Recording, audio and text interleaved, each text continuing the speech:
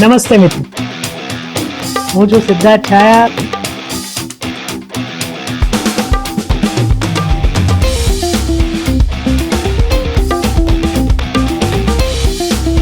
તો સ્વાગત છે તમારું સિટ ટોક્સમાં.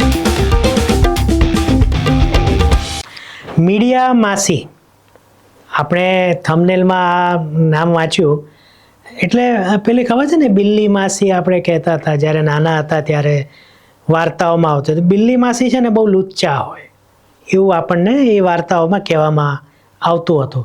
અને મીડિયા માસી પણ છે ને એ પણ લુચ્ચું જ હોય છે. કેમ, એનું કારણ ગઈકાલે અથવા તો 2 દિવસથી જે સોશિયલ મીડિયામાં ફરી રહ્યું છે એના પરથી જાણવા મળ્યું છે. તો આ બધું શું છે એ જાણીશું આપણે આ વિડીયોમાં.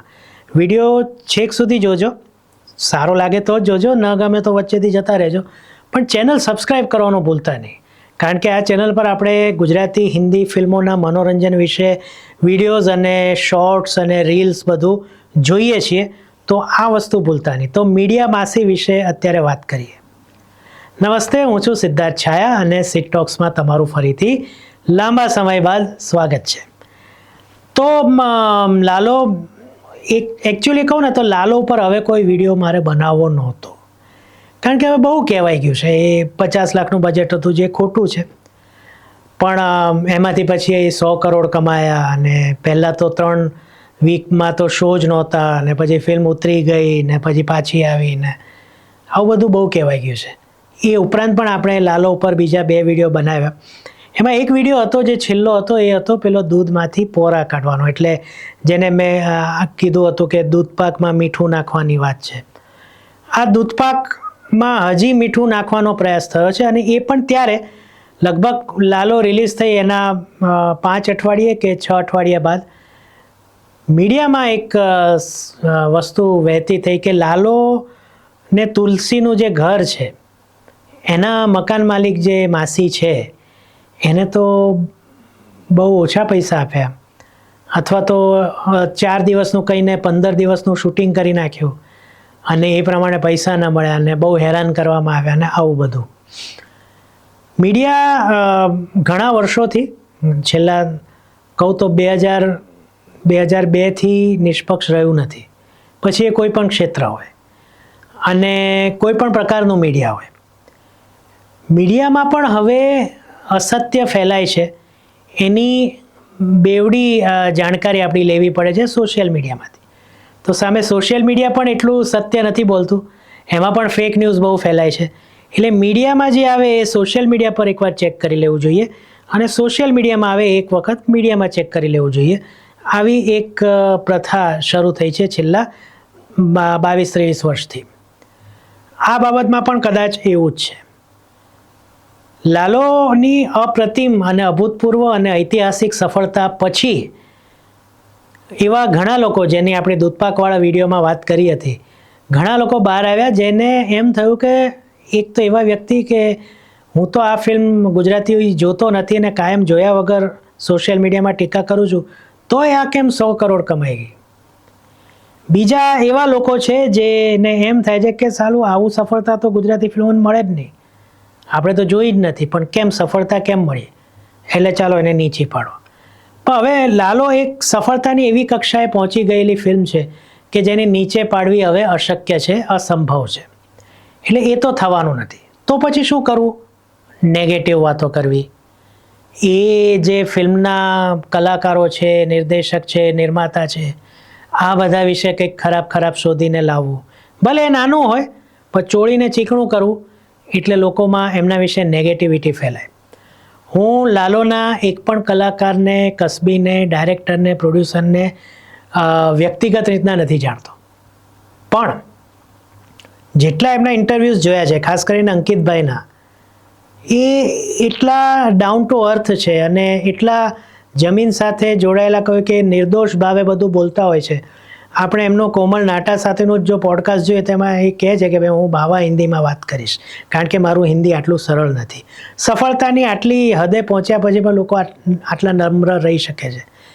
એટલે એ વસ્તુ જ્યારે 2 દિવસથી જે મીડિયામાં આવી રહ્યું છે કે માસીને સાથે અન્યાય થયો, તો એ પચી નહીં.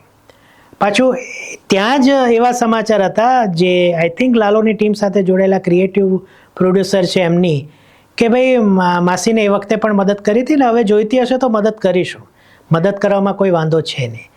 તો હેડલાઇન આ પ્રકારની કે માસીને અન્યાય થયો, ને નીચે એક આટલું નાનકડો ફકરામાં એવું કહી દેવાનું કે માસીને તો ન્યાય થઈ ચૂક્યો છે. એટલે આ મીડિયાનું બેવડું ધોરણ છે. હવે માનવીય સ્વભાવની વાત કરીએ તો જ્યારે પણ આપણે એ વિડીયોમાં પણ કહ્યું હતું કે સફળતાના અનેક પિતા હોય છે અને નિષ્ફળતા અનાથ હોય છે. તો જ્યારે સફળતા મળી ત્યારે ઘણા બધા લોકો એમાં ભાગ પડાવવા આવી ગયા. માસીના કાન બંબેરણી થઈ હોય એ પણ શક્ય છે, કાં તો માસીને એમ થયું કે ભાઈ મારું ઘર લકી થયું, ફિલ્મ આટલી સરસ ચાલી તો મને કંઈક એક્સ્ટ્રા મળવું જોઈએ. માનવીય સ્વભાવ છે, એમાં કંઈ એટલે એ માનવું એ ખોટું છે, પણ આ કોઈ અસ્વાભાવિક ઘટના નથી.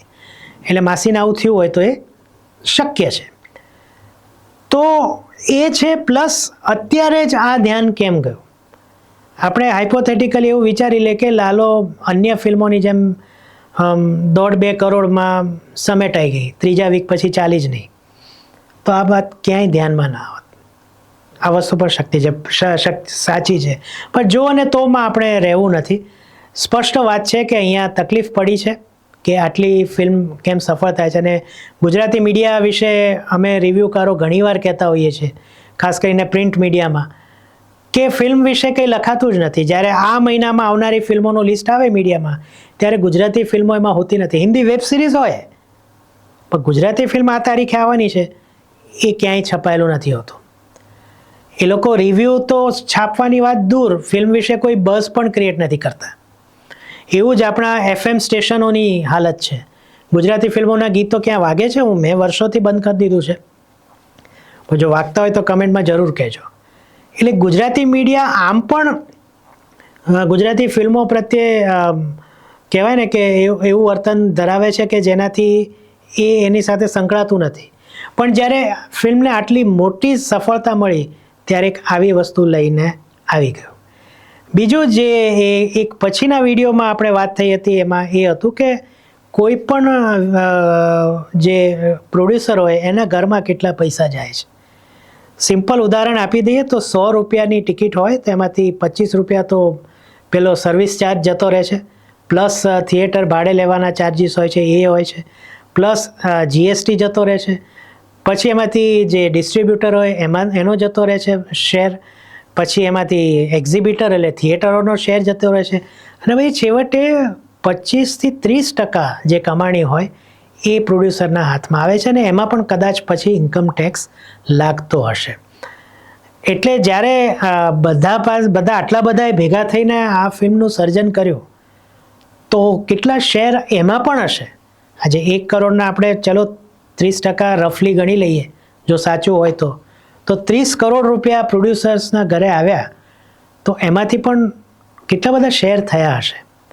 અને એમાંથી પછી જો છેલ્લે કોઈ વ્યક્તિ આવું માંગ કરે કે ભાઈ સફળ થયા તો મને પણ એની કિંમત આપો, કારણ કે મારું પણ એમાં કોઈ નાનકડું રૂપ સમાયેલું છે, અથવા તો મારું ઘર છે, એમાં મારી ખુરશી છે, મારું ટેબલ એમાં દેખાયું હતું, તો હવે મને વધુ આપો, તો એ અજુગતું છે.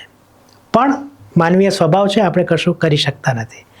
મીડિયાનું કામ છે TRP મેળવવાનું, અને એ મેળવે છે આ રીતના. અને આ પ્રકારના સમાચાર મેં 2-3 જગ્યાએ જોયા, તો એ બધાને સરસ લાઇક્સ કમેન્ટ્સ બધું આવી ગયું છે, એટલે એમને એ મુબારક. પણ આ જવાબદારી ભર્યું શું કહેવાય કે પ્રેસ ન કહેવાય, આ હંગામા ખડા કરના હી મકસદ હૈ, આ એવું છે. પણ આપણે અહીંયા એ બાબતે જાગૃત રહીશું, અને આવું કંઈ પણ આવશે, ગુજરાતી ફિલ્મ ઇન્ડસ્ટ્રી હોય કે કોઈ પણ હોય, તો એના વિશે અહીંયા આપણે સ્પષ્ટતા જરૂર લાવીશું. આ વિડીયો તમને કેવો લાગ્યો એ નીચે કમેન્ટમાં મને જરૂર કહેજો. સિટટોક સાથે જોડાયેલા રહેજો. ફરીથી મળીએ, ત્યાં સુધી સિદ્ધાર્થ છાયાને આજ્ઞા આપો, અને તમને બધાને મારા તરફથી આવજો.